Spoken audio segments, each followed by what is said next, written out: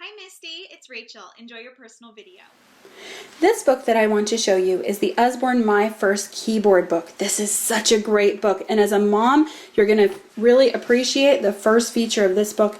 It has an on-off switch in the back, so it's off right now. I'm going to switch it on, turn it over, and these keys become activated.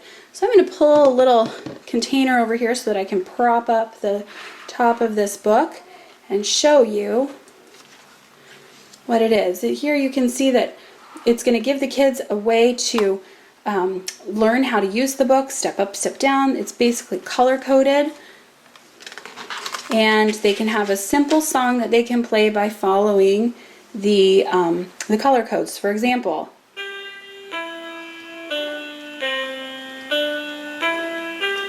there we go. Your children will love playing with this book, and when it's all done, time for things to be quiet, flip it over, turn it off, and you're done. Again, this is the Usborne My First Keyboard book. This book that I want to show you is one of our fingerprint activities books, and this is such a fun activity book. So basically what it does is it teaches you how to fingerprint, but then it teaches you how to make these cute things using your fingerprint, and all of the prints are just right here. As you can see, we've used and loved this book. So it just teaches you how to make different things with your fingerprint. This is such a great, non-messy, you can see we've done that one there, non-messy art book. And it has so many cute things to create, so many ideas of things that you can create with your fingerprint. Such a cute activity book. Again, this is Fingerprint Activities. This book I want to show you is The Great Animal Search, and this is a great book. It is a book that teaches you about the different animals, but it is also a spot book and a puzzle book all in one. So this page, for example, talks about back in time. So it has some facts here, and again, it's small chunks of information so that it's not going to overwhelm your child. It's very engaging and fun and the beautiful picture. And then there's different animals here, and there's a fact about each animal. And then it says find two, spot two, find one, find two. So you find the different animals as well. So each page in this book can take you 10, 15 minutes just to do one page. So this is a great book to have if you're going to an appointment, or just if you need your child to just read a book and have them take a little bit and learn new facts at the same time. So I'm just going to go through a few of them. So here's North America, steamy swamps.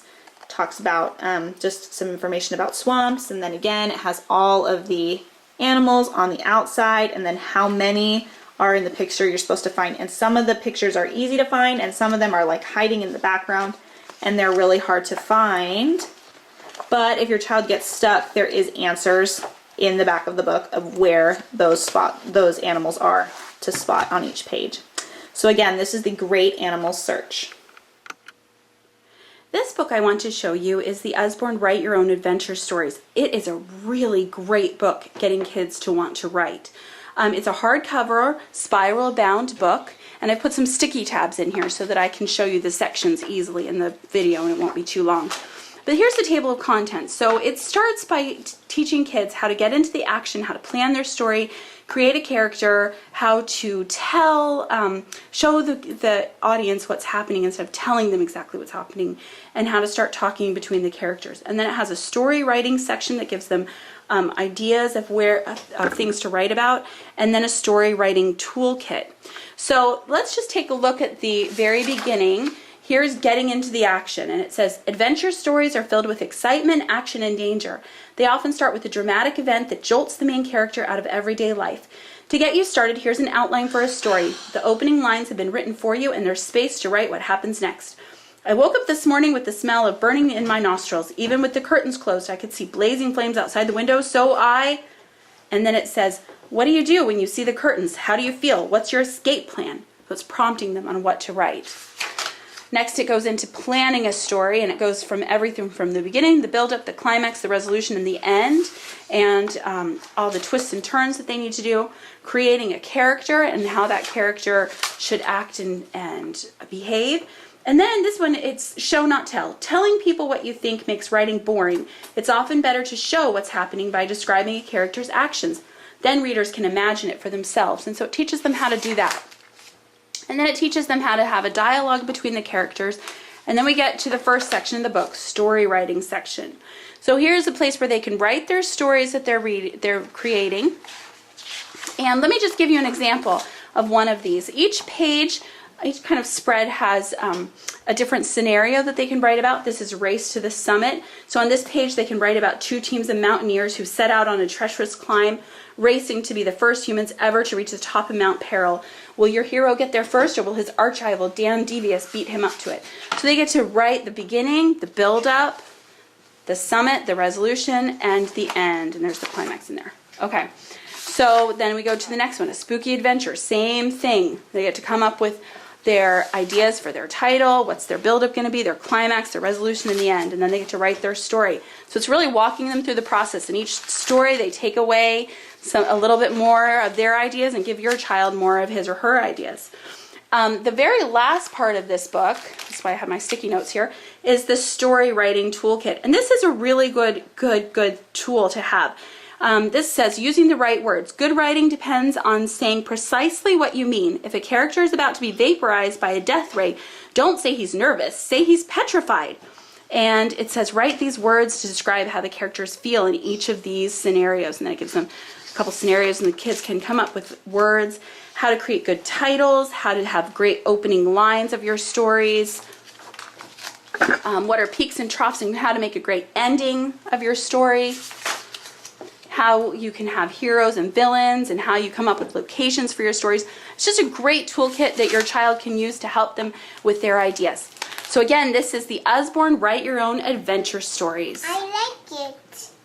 This book I want to show you is the Usborne Big Book of Big Machines, and some little ones too. So this is one of our big books, and it is so fun and just a great way for a child who loves machines. So it talks about the different machines in here.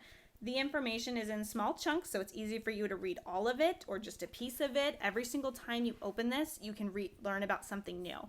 So it has all the different machines, but then the child can sit on their hands and knees and look at this.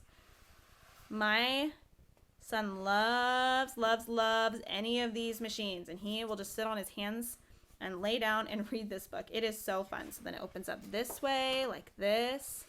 There's just so much information on each page that they can read. So again, building site machines, and the pictures are nice and big for them. This is just a fabulous big book. We also have a few other big books, so if you like this style of book, we have a few other options that you can choose from. Again, this is one of our big books, and this particular one is the Usborne Big Book of Big Machines.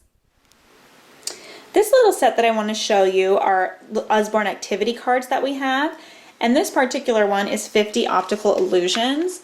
And this is a really fun set to keep in your bag, just as a little to-do, activity if you are in need of something quick to do. What I like to do is punch holes in them right here and put them on a little binder ring and keep 10 or so in my bag. And then if you ever need something to do, you can just pull it out, and while you're waiting for a table at a restaurant or something like that, you could use these. So I'm just going to do one or two with you. So look at the rows of light gray squares and dark gray squares. Are you sure they are really different shades of gray? And this one is, which colored stripe lines up with the white one? Use the revealer card to check. Oh, and there's this is a revealer card that you can check things with. So this is just a great little set that you can do that has a bunch of different optical illusions in there. Just a fun little activity for you to do and keep in your bags with your kids. So again, this is the Usborne activity cards, and it's 50 optical illusions. This book I want to show you is the Usborne Illustrated Stories from Shakespeare. It has a soft, cushy cover, a ribbon marker, and is just a beautifully illustrated book. This is a fantastic way to introduce young children to Shakespeare. There's 7 plays in this book, and each play starts out with a picture of the characters that are in the book.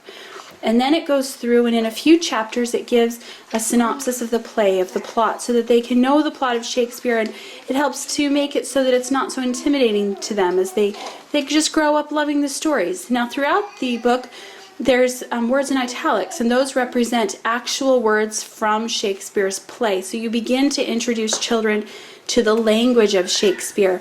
The illustrations in this book are just beautiful. They're engaging. This book is just one of the most favorite books of my children. Again, this is the Usborne Illustrated Stories from Shakespeare. This book that I want to show you is called Where's Will, and you find Shakespeare hidden in his plays. And this is very similar to Where's Waldo, but it talks about Shakespeare at the same time. So it has the list of the different plays that is in this book. So the first one is As You Like It. So it goes through about what happens in As You Like It and the story behind it. And then it talks about these characters up here. And so there's just different characters in As You Like It. And then on this page, it has a scene from As You Like It, and then you have to find all of these characters plus Shakespeare. So there's Shakespeare there, and then you just find the other ones in this page. So then it's the same with Julius Caesar. There's a scene, Twelfth Night. And this is just a great book because it actually talks about the plays and the background behind them, but it gives them a fun activity. And if you look at these, it's just short chunks of information together, so it's not overwhelming. It's just a great introduction / activity book to the Shakespeare plays. And again, these pictures are so beautiful. They cover the whole page. Just a great book to have in your collection. And then of course in the back there's all of the answers. It's a hardcover book, which is always nice. So again, this is Where is Will? Find Shakespeare hidden in his plays.